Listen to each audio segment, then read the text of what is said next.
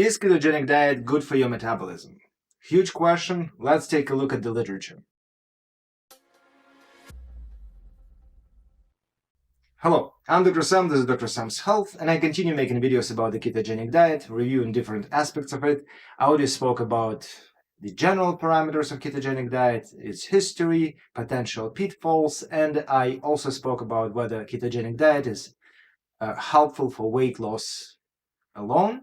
Right now, I think it's a perfect time to talk about ketogenic diet's impact on your metabolic parameters. As always, my regular disclaimers: I'm a medical doctor, but I do not provide any kind of medical advice here over YouTube, over internet in general. And I have my website, drsamshealth.com. I also do not provide any kind of medical advice there, but check it out. I've got some references to my book, The Rational Diet, there, my blogs, certain tools for your weight loss and health promotion in general. And speaking of health promotion, the whole idea of my channel is to provide you with good information.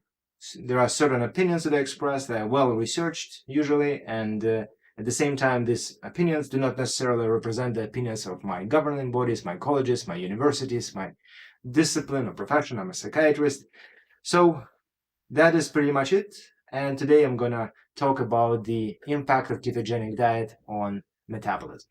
The really good thing about today's video is that I don't have to do an extensive literature search today, just because I've already done some search and I have found a meta-analysis. So there was a group of researchers that have published a wonderful study that combined all the data available. And I've got this study here on my laptop, and I'm going to share the results of the study with you. I'll walk with you through the pages of this meta-analysis. It's in public access, so I don't think it would be any kind of a problem if I just go over it with you in a certain level of detail. So here we go. We've got this meta-analysis, which is called Ketogenic Diet Benefits to Weight Loss, Glycemic Control, and Lipid Profiles in Overweight Patients with Type 2 Diabetes Mellitus, a meta-analysis of randomized controlled trials. So good thing is that it's a meta-analysis, and the meta-analysis is based on randomized controlled trials, which is the gold standard for any kind of research. It was published in 2022, so it's very fresh. I don't have to dwell too much on introductory parts, just because we know what we're looking for.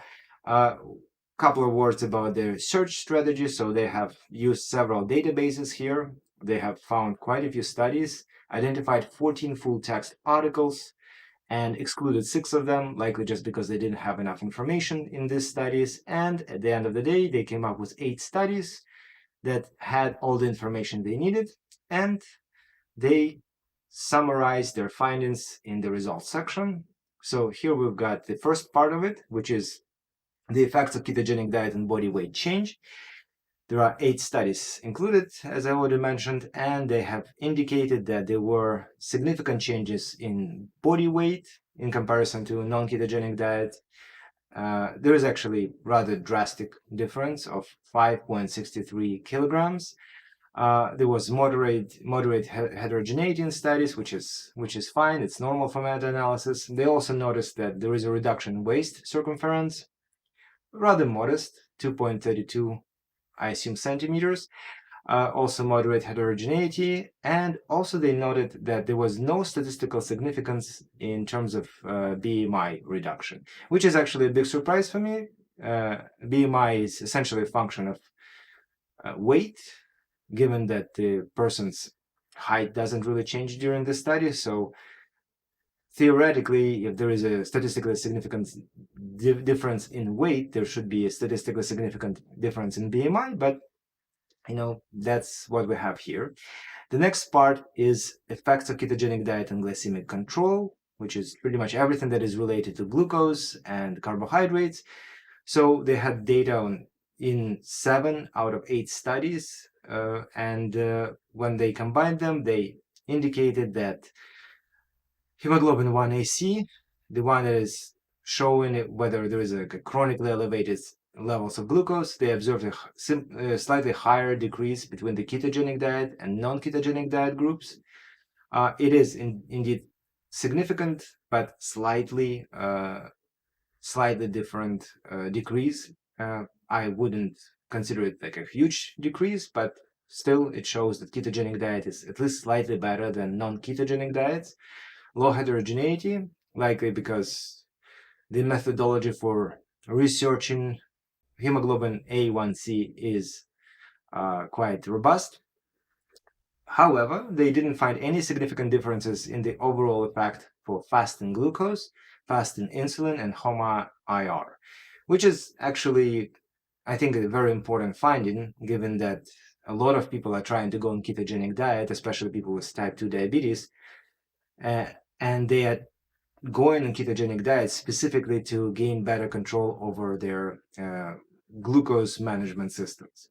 The next part is the effects of ketogenic diet on lipid profiles, which is the third aspect of metabolic impact of ketogenic or any diet. So they have shown that, again, in 7 studies they had data, and they showed that the ketogenic diet was associated with a significantly higher reduction in triglyceride levels and an increase in HDL levels. HDL is so-called good cholesterol, which is obviously important to note in this kind of studies.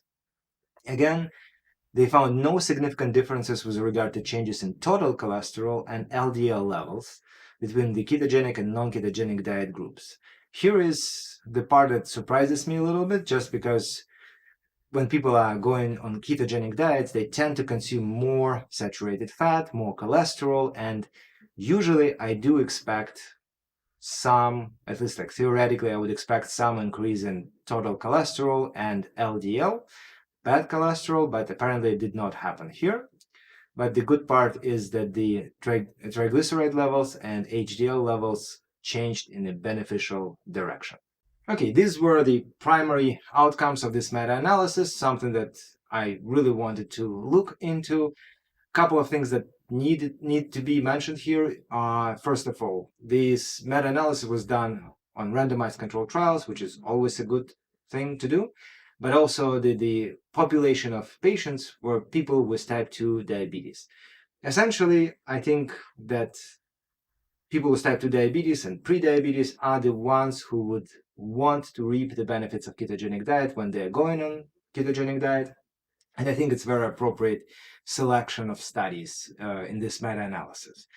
The main outcomes show us a couple of important points that I think are important for everybody who watches this video. These points would be that, yes, ketogenic diets are better than non-ketogenic diet in terms of weight loss, changes of waist circumference, surprisingly not better in terms of changes in BMI. It still bugs me a little bit. They are also showing that people who are doing ketogenic diet versus non-ketogenic diet are doing better in terms of their hemoglobin A1C. They are doing better in terms of their HDL and triglycerides, but there are a number of other parameters that surprisingly have not changed much, or there was no significantly better outcome in people who were on ketogenic diet versus those who went on some sort of a non-ketogenic diet. I assume it's just like caloric restriction or some balanced diet or just pretty much any kind of non-low carb diet. And that's pretty much everything I wanted to communicate to you. The interpretation of mine, my personal interpretation of these results, is that ketogenic diet is significantly better than non-ketogenic diet, at least on statistical level. But at the same time, as in my previous video, I would like to say that it looks like most of the positive outcomes of diets are not much better in ketogenic diet than non-ketogenic diets. And it's totally up to you if you want to go on a very restrictive diets that are very difficult to follow. And again, I followed ketogenic diet for multiple periods in my life, 4 years in total, and I must say that, in my opinion, it's not worth it.